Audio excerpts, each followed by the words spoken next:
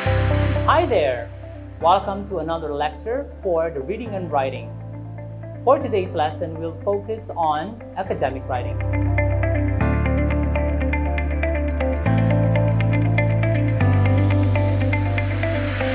Ever since you started attending school, you have been writing a lot. Notice that when you were still in your lower grades, you mostly write about yourself and your experiences. But as you move towards a higher grade level, you write about more complicated topics such as writing an analysis of societal issues, a report about an experiment you have conducted, and a project proposal for your club or organization. These basically challenge you to analyze knowledge and ideas and to take a stance related to those. This type of writing is called academic writing, which has its own set of rules and practices.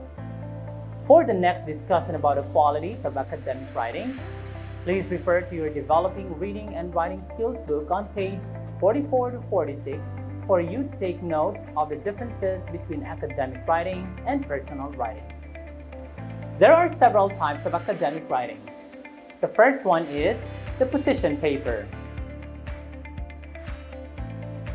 A position paper is also called as the point of view paper. It exposes a person or an organization's stand about a concern or issue which must be of great interest and is relevant to the readers, because if not, the readers will not be motivated to take a stand. Furthermore, it is concise and clear. Sometimes, position paper's tone is angry.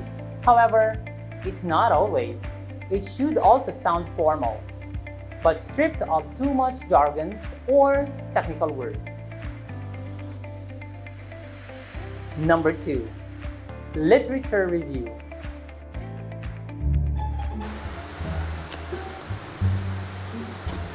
Yan, ayoko na talaga to. Hirap naman. Ano ito? Ano kayang gagawin dito sa literature review na to? Grabe naman. Hindi kasi ako naka-attend ng online class eh. Si Papa kasi, ninutusan pa akong bumili ng beer. Ay, si Dodong tawagan ko na lang.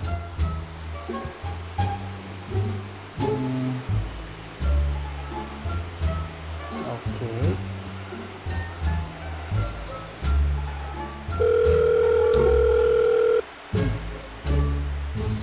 Ang ganda naman dito sa Baguio, talagang lamig-lamig ah. Sagutin mo na Dong.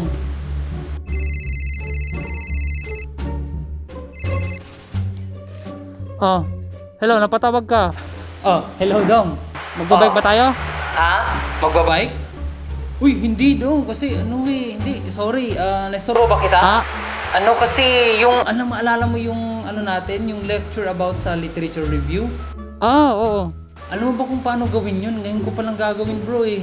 Ganun ba? Allah ka. Kasi natin yata isasubmit, kailangan ko matapos to eh. Ikaw tapos mo na? Tapos na ako. Ha? Tapos mo na? Ang daya mo naman, di ka nagsasabi. Oo. Isang araw pa yun eh. Ano ba gagawin dito sa literature review? Madali lang yan. Itong gawin mo, kailangan ng background of the study. Okay, so background of the study. Oo. Tapos, siyempre mag-research ka. Kailangan mo maglagay ng mga research. Oo. Umpisahan mo dun sa international, yung global. Oo, so global. Oo. Tapos national level sa Philippines. Okay, yung national. Yung local. Tapos local. Okay. So ilang research ba ang pwedeng hanapin? Oo, marami. Kailangan ng 10. Okay na yung 10? Ba't ang dami bro? Pwede ba yung research na lang 10, syempre. Yung research na pwedeng basahin lang sa internet, okay na yun? Hindi yun pwede. Pero kailangan mag-cite ka. Okay. So dapat may author. Magaling ka dyan eh. Tapos isa-cite. Oo. Okay. Sige lang. Okay, magaling ako mag-cite. Yeah. Okay, madali na lang yan. Ang pagsa-cite, madali lang yan. Cite ako. Okay. Pwede ko yan, kaya ko yan. Galingan mo ah. Oo. Yun lang, ganun lang. Tapos na ako eh. So kailangan mano mo yan. Tapos mo. Pero kailan tayo magbabike? Ha? Magbabike? Talaga? A literature review consists of information from materials that are relevant to the study. These pieces of information will aid in writing the background of the study's problem of the introduction, the problem itself, the approach or method appropriate to the research, and the analysis of the findings or research and conclusion. Number 3, research report. Loveland of 2019 said, in layman's terms, a research report is a written presentation of the findings of a research study in a way people can digest and learn from. These types of reports also make suggestions about how to use the data. Basically, research reports identify a question and show the answer through clearly explained data, though in some cases there is no conclusive answer. Number 4, a project to PostSolve.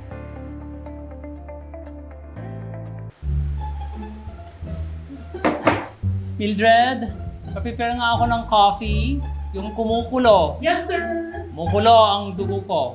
Coming! Very fast, Mildred. Okay, sir! By the way, sir, it's a proposal.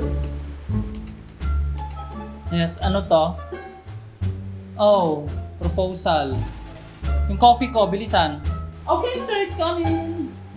Okay, so kanino to galing? The coffee, sir. Sir, galing po yan kay Mr. Pamparampampam. Pamparampampam, sumabay lang sa bayo, sarap sa... Anong ginagawa mo? Nothing, sir. Yes, proposal from Mr. Pamparampampam. Okay. So, this is a proposal coming from Mr. Pamparampampam. Yes, sir. From Thailand? Yeah, sobrang ganda, sir. So, he's proposing here names of funeral homes. So, he's going to put up a funeral homes. Okay, sir. Oh, I like this. Jollibee. Yeah, pwede rin, sir. So wise. Ito pa. Heaven 11. Uy, I love it. Yeah, sobrang ganda, sir. Alright. Ito pa.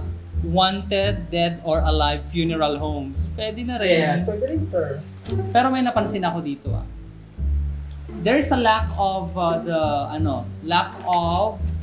the sources of funds. Nandito yung necessity, dito yung yes, the purpose and all that, but I still could not find the proper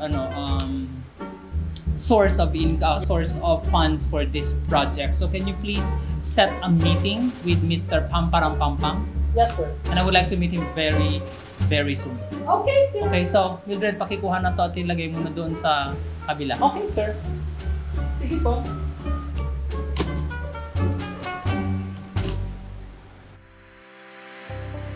There are several things to be considered in writing a project proposal. First, there should be a necessity or concern. Then, an explanation to why the concern or necessity merits attention should be provided. The plan which will solve the concern should be explained. And lastly, a source of funds should also be specified.